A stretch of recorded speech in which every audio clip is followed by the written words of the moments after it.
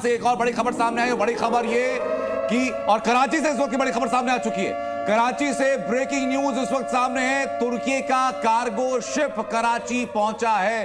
जिस बात का जिक्र थोड़ी देर पहले हो रहा था कि वैश्विक पटल पर कोई पाकिस्तान के साथ नहीं, लेकिन तुर्की संभवतः सहायता कर सकता है। ये हथियारों की सप्लाई की आशंका है। भारत को सबसे पहले तुर्की के इस जहाज को उड़ा देना चाहिए, कार्गो शिप को। मैं फिर एक कहता हूं कि जब तक आप ऑफेंसिव नहीं लेंगे, तुर्की अपने आप में, जैसे इन्होंने कहा ना, इस्लामिक वर्ल्ड का लीडरशिप के लिए पहले 4 लोग लड़ रहे थे। इजिप्ट लड़ रहा था। इजिप्ट ने उस समय, आपको ध्यान होगा कि स्वेज कैनाल बंद करके यूरोपियन की एंट्री मना कर दिया था, ठीक है। इजिप्ट उस समय था। इसके बाद दूसरा टर्की था, तीसरा जो है वो सऊदी अरब, चूंकि मक्का में है, और चौथा जो है वो पाकिस्तान, पांचवा जो है ईरान। ये 5 ऐसे कंटेंडर थे जो इस्लामिक वर्ल्ड का नेता बनने के लिए थे। इजिप्ट को पीट पाट करके डेविड कैंप का समझौता हुआ और इजिप्ट इस लड़ाई से बाहर निकल गया। समझ गए कि नहीं। अब ये बचा हुआ था पाकिस्तान, जिसको न्यूक्लियर बम के बाद बार बार दिखा था कि हम नेता बनने वाले हैं। की धुलाई के 10 सबूत सर अपनी स्क्रीन पर अब लगातार दिखा रहे हैं कि धुलाई कैसे कैसे की गई है। उसके लाइव सबूत हम लगातार दिखा रहे हैं और हमारे सहयोगी रजत वोरा भी लगातार हमारे साथ बने हुए हैं और ग्राउंड से रिपोर्टिंग कर रहे हैं। ये जी न्यूज का जज्बा है कि रिपोर्टर ग्राउंड से लगातार अपडेट हमें दे रहे हैं। रजत, जरा बताइए कि इस वक्त क्या अपडेट्स आपके पास आ रही हैं? जी बिल्कुल, बता दें कि अभी हमें अंदर आना पड़ा क्योंकि रजौरी में लगातार शेलिंग हो रही है। लाइट बंद करने के लिए हमें कहा जा रहा है बार बार, और क्योंकि आपको बता दें कि जिस तरह से मैं एक बार बीच में रोकूंगा आपको। शेलिंग यहाँ पर ये बात मैं बार बार आपसे कह रहा हूँ, इस चीज का ध्यान रखिए। अथॉरिटीज जो कह रही हैं उसको बिल्कुल अक्षरशः, मतलब शब्दशः फॉलो कीजिएगा। बिल्कुल जो वो लोग कह रहे हैं उसको फॉलो करते हुए चलिए। इस वक्त हर किसी को, अथॉरिटीज को, सेना को, अर्धसैनिक बल हमारे, उन सबको सपोर्ट करना है। हमें कहीं भी कोई काम ऐसा नहीं करना है जिससे कि उनके लिए कोई चुनौती खड़ी हो।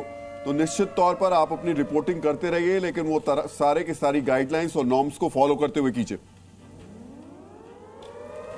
बताइए। जी बिल्कुल राहुल सर, क्योंकि जी बिल्कुल, इससे किसी और के लिए स्थिति खराब ना हो, इसलिए हमने यहाँ पर डिसीजन लिया कि हम अंदर से ही रिपोर्टिंग करते रहेंगे। बट देर रात तक जो भी अपडेट होगा वो पूरी तरह से हम देते रहेंगे। साफ तौर पर आपको बता दें कि राजौरी और पुंछ में हैवी शेलिंग जो है वो हो रही है, पर ये शेलिंग भारत की तरफ से भी यहाँ पर की जा रही है। बड़े पैमाने पर जो गोले हैं वो पाकिस्तान की तरफ दागे जा रहे हैं। एक तरफ BSF ने यहाँ पर जो सांबा सेक्टर में यहाँ पर कोशिश की गई घुसपैठ की, बताया जा रहा है कि मल्टीपल टेररिस्ट जो है वहां से घुसपैठ करने की कोशिश कर रहे थे, जिन्हें यहाँ पर न्यूट्रलाइज किया गया है। और उसके बाद अब पाकिस्तान ने राजौरी और पुंछ में हैवी शेलिंग की, जिसका जवाब भारतीय सेना लगातार दे रही है। कई सारी पोस्टें यहाँ पर पाकिस्तानी सेना की उड़ाई गई हैं। यहाँ पर पाकिस्तानी सेना के कई रेगुलर जो हैं वो मारे जाने की खबर है, क्योंकि ये जो इलाके हैं, ये अगर राजौरी सेक्टर की बात करें, नौशहरा सेक्टर जहाँ जंगड़ के सामने का कोटली इलाका पड़ता है, वहीं बिम्बर, इसके अलावा मुजफ्फराबाद और पुंछ के कुछ जो पाकिस्तान की तरफ जो इलाके हैं भारत के, वो यहाँ पर कहीं ना कहीं पूरी तरह से POK में जो लॉन्च पैड बनकर बैठे हैं, उन्हें यहाँ पर पूरी तरह से उड़ाने की भारतीय सेना की कोशिश है, ताकि जो आतंकी एक रजत, मैं लाडू आपके पास। इसी बीच एक बड़ी खबर आ रही है, POK में हाजिरा पर एक बड़ी स्ट्राइक की है। हाजिरा पर एक बड़ा हमला किया और हाजिरा की स्ट्रेटेजिकल इंपॉर्टेंस इसलिए भी ज्यादा है क्योंकि वहां पर पाकिस्तान की आर्मी का एडमिनिस्ट्रेटिव हेडक्वार्टर भी है। POK में भारत लगातार बड़ी कार्रवाई कर रहा है और एक और बड़ी कार्रवाई POK में की गई है। POK में बड़ा नुकसान भारत के हमले के बाद वहां देखा जा रहा है। हाजिरा इलाका हम बार बार दोहरा रहे हैं, वो इलाका जो कि पाकिस्तानी आर्मी का एडमिनिस्ट्रेटिव हेडक्वार्टर है। और राहुल जी, POK में पूरी सेना, जो पाकिस्तानी सेना है, उसने अपनी ताकत झोंक रखी है। 70 से 80 हजार उसके सैनिक इस वक्त वहां पर मौजूद है।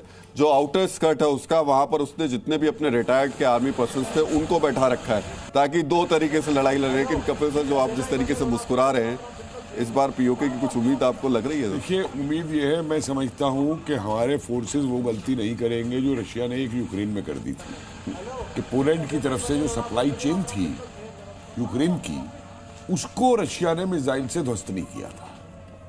उनकी जो ट्रेन और रोड वाली सप्लाई थी।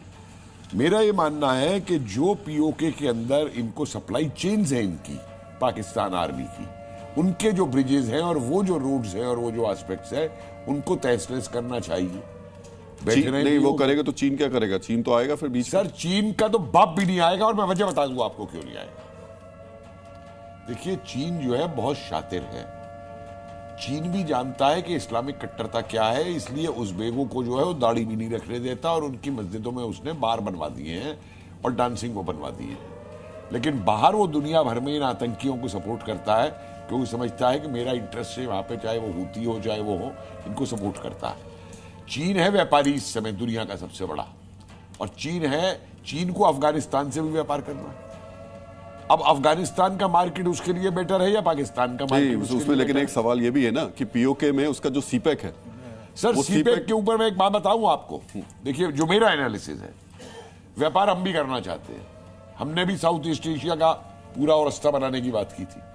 चीन को अगर ये हो जाए कि भाई अगर ठीक है बलूचिस्तान आजाद भी हो जाए, वहां बलूच की सरकार हो जाए, लेकिन मेरा व्यापार उधर से होता रहे, वो करता रहे, तो चीन कुछ नहीं बोलेगा। मैं बताऊं नहीं, लेकिन चीन जो कह रहे हैं राहुल जी, उसमें एक बड़ी महत्वपूर्ण बात है। जो वन बेल्ट वन रोड जो है वो सिर्फ इसलिए नहीं बना रहा है कि वो ट्रेड अपना वहाँ तक पहुँचाए। वो जो अमेरिका का जो डोमिनेंस है वेस्ट एशिया के अंदर या जो सेंट्रल एशिया के अंदर या आप देख रहे हैं अफ्रीकन कंट्री के अंदर, वो चाहता है कि अमेरिका के साथ स्ट्रेटेजिक तौर पे compete करने के लिए। और मुझे लगता है कि थोड़ा सा आपके भी बात में दम है, मैं दोनों के बीच में बैलेंस कर रहा हूं कि ऐसी स्थिति में अमेरिकन इंटरवेंशन भी होगा। ऐसी स्थिति में अमेरिका भारत के साथ खड़ा हो जाएगा, वैसे ही खत्म हो जाएगा। भारत नहीं है कि किसी से पूछ के कुछ करेगा, सिर्फ बता रहा है